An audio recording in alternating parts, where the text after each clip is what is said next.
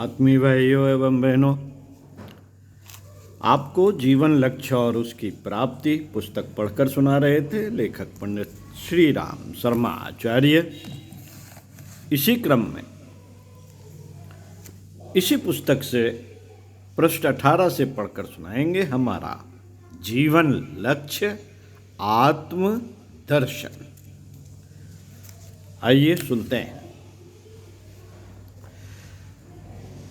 मनुष्य का अपना भी लक्ष्य खाने कमाने और मौज मजा करने तक ही सीमित नहीं है। सामाजिक, आर्थिक, शारीरिक, राजनीतिक सीमा बंधनों तक ही उसका जीवन बंधा नहीं है। जन्म से मृत्यु तक की एक निश्चित अवधि सुख दुख, लाभ हानि, मान अपमान की परिस्थितियां यह सोचने को विवश कर देती हैं कि मनुष्य जिस दिशा में चल रहा है वह उसकी दिशा नहीं है। उसकी सूक्ष्म बौद्धिक क्षमता यह बताती है कि मनुष्य कोई विशेष लक्ष्य लेकर इस धरती पर अवतरित हुआ है। विशाल अंतरिक्ष, गगन स्पर्शी पर्वत, सुदूर तक विस्मृत सागर, सूर्य चंद्र ग्रह नक्षत्र सभी इंगित करते हैं कि इस जीवन से भी आगे कुछ है।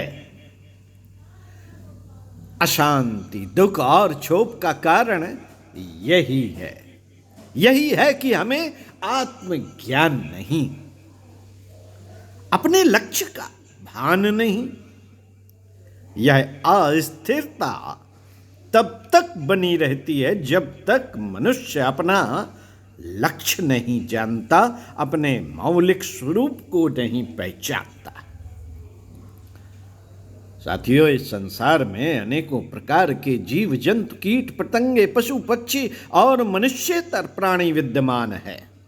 कोई शारीरिक शक्ति में बड़े हैं, कई ने सौंदर्य में, कितनों ने प्राण शक्ति के आधार पर अनेकों प्राकृतिक घटनाओं का पूर्व आभास पा लेने में अजीब क्षमता पाई तो कई स्वच्छंद विचरण के क्षेत्र में आज के विज्ञान युग से भी अधिक पटु हैं, किंतु एक साथ सारी विशेषताएं किसी को भी उपलब्ध नहीं। शारीरिक, मानसिक, बौद्धिक और अनेकों आत्मिक संपदाएं मनुष्य में ही दिखाई देती हैं। मानव जीवन की इस सुव्यवस्था को देखते हैं तो लगता है कि यह किसी विशेष उद्देश्य के पूर्ति के लिए ही हुआ है। एक ही स्थान पर अनेकों शक्तियों का केंद्रीकरण निश्चय ही अर्थपूर्ण है। साथियों, मनुष्य को औरों की अपेक्षा अधिक बुद्धि, विद्या, बल और विवेक मिला है। यह बात तो समझ में आती है, किंतु इन शक्तियों का संपूर्ण उपयोग बाह्य जीवन तक ही सीमित रखने में उसने बुद्धिमत्ता से काम नहीं लिया। बुद्धिमत्ता से काम नहीं लिया मित्रों। उसने ज्ञान विज्ञान को शारीरिक सुखोपयोग के निमित्त लगा देने में उसने धोखा ही खाया है। दुखों का कारण भी यही है। हम अपने शाश्वत स्वरूप को पहचानने का प्रयत्न नहीं करते। नाशवान शरीर और इंद्रिय जन्य विषयों की पूर्ति के गोरख धंधे में ही अपना सारा समय बर्बाद कर देते हैं और अंत समय सारी भौतिक संपदाएं यहीं छोड़कर चले जाते हैं। इस कटु सत्य का अनुभव सभी करते हैं। इस कटु सत्य का अनुभव सभी करते हैं कि इस विश्वव्यापी प्रक्रिया का कारण क्या है, हम क्या हैं, और जीवन धारण करने का हमारा लक्ष्य क्या है। ढेर सारी संपदाएं मिली हैं इसलिए कि उनका उपयोग अंतः दर्शन के लिए किया जाए,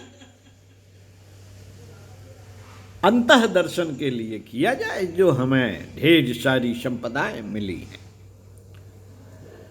अपने को भी नहीं पहचान पाए तो इस शरीर का मौलिक शक्तियों का सदुपयोग क्या रहा।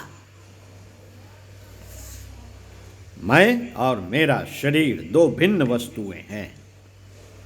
एक कर्ता है, दूसरा कर्म। एक क्रियाशील है, दूसरा जड़। एक सवार है, दूसरा वाहन। मानव जीवन की लक्ष्य प्राप्ति के लिए शरीर आत्मा का वाहन मात्र है। दोनों की एक रूपता का कोई आधार समझ में नहीं आता। यदि ऐसा होता तो मृत्यु के उपरांत भी यह शरीर क्रियाशील रहा होता। खाने पीने, उठने बैठने, बोलने चालने और जीवन के अनेकों व्यवसाय वह उसी तरह संपन्न करता जैसे जीवित अवस्था में।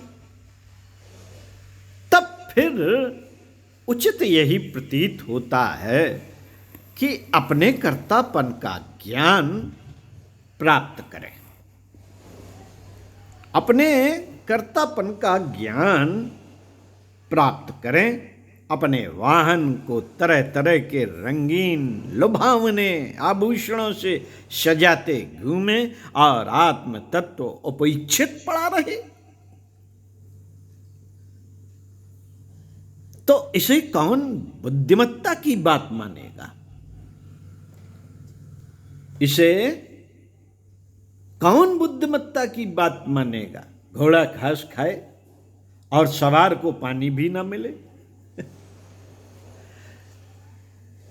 तो फिर यात्रा का उद्देश्य ही कहां पूरा हुआ? साथियों, आत्मा की सिद्धियां अनंत हैं। स्वर्ग मुक्ति विराट के दर्शन का केंद्र बिंदु आत्मा है। वह अनंत सामर्थ्यों का स्वामी है। इन्हें प्राप्त कर मनुष्य अणु से विभु, लघु से महान, बंधन मुक्त बनता है। किंतु आत्मानुभूत किए बिना वह यह सब कुछ संभव नहीं। अपने नीचे के जीवन में ही असंख्यों मन सोना, चांदी, हीरा, जवाहरात जमा हो और उसका ज्ञान ना हो तो उस बहुमूल्य खजाने और मिट्टी के टीकरों में भला क्या अंतर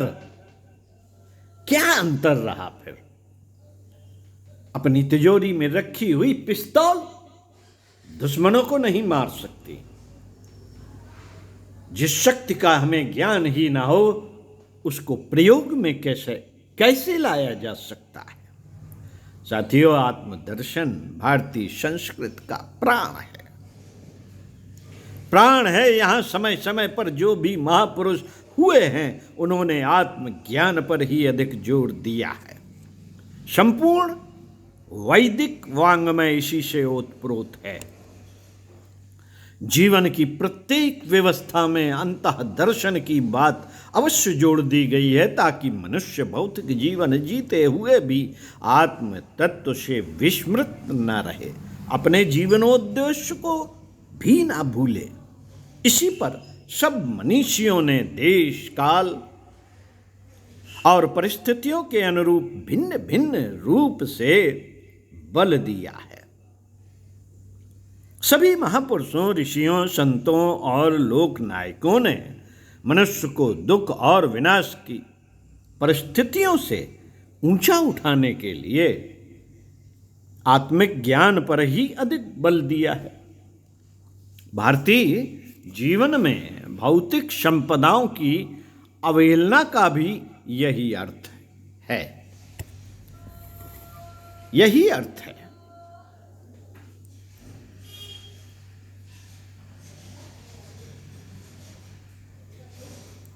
यही अर्थ है कि मानवीय चेतना अपने मूल स्वरूप में पहचानने की दिशा में सतत आरूढ़ रहे। आत्मा का स्वाभाविक स्वरूप अत्यंत शुद्ध, पवित्र, अलौकिक और दिव्य है। उसकी अंतिम अवस्था धर्माचरण और ईश्वर साक्षात्कार है। यह शरीर के माध्यम से ज्ञान और प्रयत्न करने से मिलती है। शरीर को जब एक विशिष्ट उपकरण मानकर इंद्रियों की दासता से ऊपर उठते हैं तो स्वयं ही आत्मानुभूति होने लगती है। जो आदमी इस तथ्य को गहराई तक अपने हृदय में बैठा लेता है वह नाशमान वस्तु के अनुचित मोह को त्याग कर आत्मिक पवित्रता की ओर अग्रसर होता है। साथियों, ईर्ष्या, क्रोध आदि अनात्म तत्वों से उसकी रुचि हटने लगती है। विचार और व्यवहार में पवित्रता उत्पन्न होती है। जितना वह आत्म साक्षात्कार के समीप बढ़ता है उसी अनुपात से उसे दैवी गुणों का उसमें समावेश होता चलता है। फलस्वरूप सच्चे सुख, शांति और संतोष के परिणाम भी सामने आते रहते हैं। मित्रों, आत्मज्ञान के लिए बड़े उपकरणों या अधिक से अधिक स्कूली शिक्षा की आवश्यकता नहीं। कोई भी व्यक्ति, आप भी हो सकते हैं, हम भी हो सकते हैं, कोई भी व्यक्ति जो अपनी सामर्थ्यों या विशेषताओं की विवेचना कर सके आत्मज्ञानी हो सकता है। इसके लिए आत्मनिरीक्षण की आदत बनानी पड़ती है। जो गुरुदेव ने एक सूत्र में बताया था, प्रतिदिन जीवन, प्रतिदिन मृत्यु। प्रतिदिन प्रातः से रात्रि तक के समयबद्ध कार्यक्रम पर चलना और शाम को, रात्रि को बिस्तर पर जाते समय उसका निरीक्षण करना कि क्या किया हमने, समय पर चले या नहीं, वगैरह वगैरह। इस तरह से जीवन में हम जो भी प्रतिदिन कुछ ना कुछ गलत सोचते हैं, गलत बातें करते हैं, गलत चिंतन कर जाते हैं, उस पर यदि निरीक्षण हो जाए तो इसके लिए कौन सी आवश्यकता है साधनों की। ये तो किसी के भी द्वारा किया जा सकता है, लेकिन इसकी आदत बनानी पड़ती है। गुरुदेव यहाँ कह रहे हैं इसके लिए आत्मनिरीक्षण की आदत बनानी पड़ती है। यह कार्य ऐसा नहीं जो हर किसी से किया ना जा सके, हर किसी के द्वारा किया ना जा सके। अपनी भूल, त्रुटियों और आदत में प्रविष्ट बुराइयों का अपने में दृढ़तापूर्वक खोजना और उन्हें दूर हटाना हर किसी के लिए संभव है। सन्मार्ग पर चलते हुए रास्ते में जो अड़चनें, बाधाएं और मुसीबतें आती हैं उन्हें धैर्यपूर्वक सहन करते रहने से अपने समस्त चेतना का रूप आत्मा की ओर उन्मुख होने लगता है। जैसे बंदूक की गोली को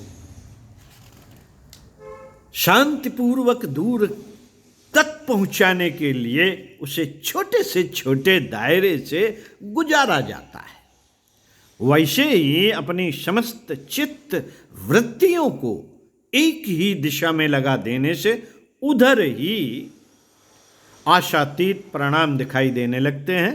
जब तक अपनी मानसिक चेष्टाएं बहुमुखी होती हैं तब तक हम विपरीत परिस्थितियों से टकराते रहते हैं, किंतु जब एक ही दिशा में दृढ़तापूर्वक चल पड़ते हैं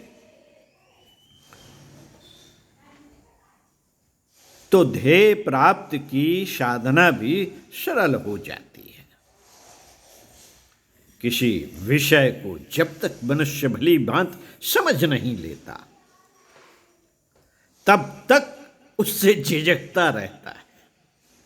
घने अंधकार में जाने से सभी को भय लगता है, किंतु यदि अंधकार में जाने के लिए साथ में मशाल दे दी जाए तो अज्ञानता का भय अपने आप दूर हो जाता है। आत्मिक ज्ञान के प्रति भय की उपेक्षा और उदासीनता का कारण यही होता है कि अपना जीवन लक्ष्य निर्धारित नहीं करते। अनंत शक्तियों का केंद्र होते हुए भी मनुष्य इधर से जितना उदासीन रहता है उतना ही दुख और अभाव उसे घेरे रहते हैं। साथियों, सांसारिक ज्ञान प्राप्त करना ही अपना लक्ष्य रहा होता तो इसके लिए बुद्ध की चेतनता, एकाग्रता एवं जागरूकता ही पर्याप्त थी। किंतु आत्मज्ञान का संबंध समस्त प्राणी मात्र में स्वानुभूत करने से होता है। अपने क्रिया व्यापार को जब तक आप अपने तक ही सीमित रखते हैं तब तक इस परम तत्व का आभास नहीं हो पाता। किंतु जब परमार्थ बुद्धि का समावेश होता है तो सारी ग्रंथियां स्वयमेव खुलने लगती हैं। जिस प्रकार अस्वच्छ शीशे में सूर्य की किरणों का परावर्तन नहीं होता, वैसे ही स्वार्थपूर्ण अंतःकरण बनाए रखने में आत्मानुभूति संभव नहीं। इसलिए अपने आप को दूसरों के हित एवं कल्याण के लिए विकसित होने दीजिए। दूसरों के दुख दर्द जिस दिन से आपको अपने लगने लगे उसी दिन से आपकी महानता भी विकसित होने लगेगी। सभी के साथ मैत्री भाव, सभी के साथ प्रेम, मैत्री, सहयोग, सहानुभूति का स्वभाव बनाने से आत्मज्ञान का प्रकाश परिवर्धित होने लगता है। गीतकार ने लिखा है, नैव तस्य कृतेनार्थो न कृतेनेह कंचन न चास्या सर्वभूतेषु कश्चिद व्यापाश्रय कश्चिदथ व्यापाश्रय। अर्थात आत्मवादी पुरुष का लक्ष्य है लोक हितार्थ कर्म करना, क्योंकि संपूर्ण प्राणियों के स्वार्थ का कोई संबंध नहीं है। सभी विश्व चेतना के ही अंग हैं, फिर किसी के प्रति परायापन का भेदभाव क्यों करें? अपने ही सुखों को प्रधानता देने में जो क्षणिक आनंद अनुभव कर इसी में लगे रहते हैं, उनसे यह आशा नहीं की जा सकती कि वे आत्मोद्धार कर लेंगे। पर जिसे अपना मानव जीवन सार्थक बनाना है, जिसने अपने जीवन का लक्ष्य निर्धारित कर लिया, उसके लिए यही उचित है कि वह खुले मस्तिष्क से सभी में अपने आप को रमा हुआ देखें। ऐसी अवस्था में किसी को दुख देने या उत्पीड़ित करने की भावना भला क्यों बनेगी? आत्मज्ञान और आत्मानुभूति के मूल उद्देश्य को लेकर ही हम इस संसार में आए हैं। मानव जीवन की सार्थकता भी इसी में है कि वह अपने गुण, कर्म और स्वभाव में मानवोचित सदाचार का समावेश करे और लोकहित में ही अपना हित समझे। मनुष्य एक विषय है तो संसार उसकी व्याख्या। मनुष्य एक विषय है तो संसार इसकी व्याख्या। अपने आप को जानना है तो संपूर्ण विश्व के साथ अपनी आत्मीयता स्थापित करनी पड़ेगी। अपनी आत्मीयता संपूर्ण विश्व के साथ स्थापित करनी पड़ेगी। आत्मा विशाल है, वह एक सीमित क्षेत्र में बंधी नहीं रह सकती साथियों। संपूर्ण संसार ही उसका क्रीड़ा क्षेत्र है। अपनी चेतना को विश्व चेतना के साथ जोड़ देने से आत्मज्ञान का प्रकाश स्वतः प्रस्फुटित होने लगता है। इस प्रकार जब मनुष्य सांसारिक तथा इंद्रिय जन परतंत्रता से मुक्त होने लगता है तो उसकी महानता विकसित होने लगती है। मित्रों, आत्मा की स्वतंत्रता परिलक्षित होने लगती है। आत्मबल का संचार होने लगता है। स्वाभाविक पवित्रता और प्रफुल्लता का वातावरण फूट निकलता है। आत्मा की गौरवपूर्ण महत्ता प्राप्त कर मनुष्य का अलौकिक उद्देश्य पूरा हो जाता है। अपने लिए भी यही आवश्यक है कि हम अपनी इस प्रसुप्त महानता को जगाएं। इसके लिए आज ही से और अभी से लग जाएं ताकि अपने अवशेष जीवन का सच्चा सदुपयोग हो सके।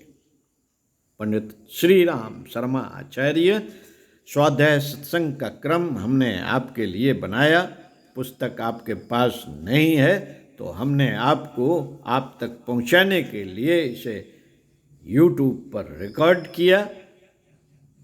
आपको सुनना है तो सुनते ही आपका स्वाध्याय के साथ सत्संग हो जाएगा, लेकिन आत्मसात करने के लिए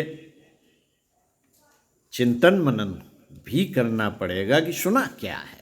जब चिंतन मनन हो जाएगा, आपके गहन अंतराल में वह मनन पहुंच जाएगा, तब निश्चित ही क्रिया करने के लिए आप उद्यत हो जाएंगे। अपनी आदतों में परिवर्तन करने के लिए जीच पड़ेंगे, लड़ पड़ेंगे और निश्चित ही अपनी आदतें सुधार लेंगे।